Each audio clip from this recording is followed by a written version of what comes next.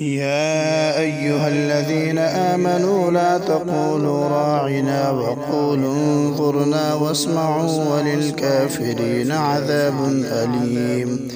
ما يود الذين كفروا من أهل الكتاب ولا المشركين أن ينزل عليكم من خير من ربكم، والله يختص برحمته من يشاء، والله ذو الفضل العظيم.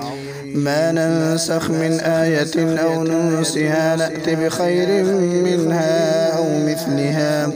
ألم تعلم أن الله على كل شيء قدير؟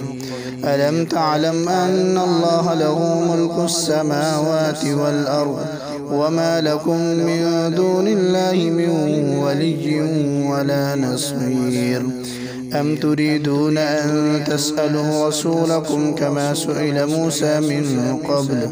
ومن يتبدل الكفر بالإيمان فقد ضل سواء السبيل.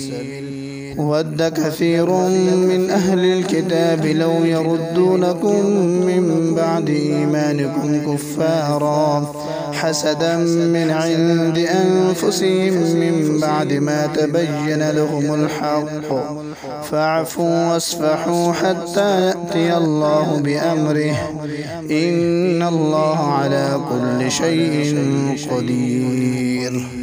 وأقيموا الصلاة وآتوا الزكاة وما تقدموا لأنفسكم من خير تجدوه عند الله، إن الله بما تعملون بصير. وقالوا لن يدخل الجنة إلا من كان هودا أو نصارى، تلك أمانيهم، قل هاتوا برهانكم إن كنتم صادقين.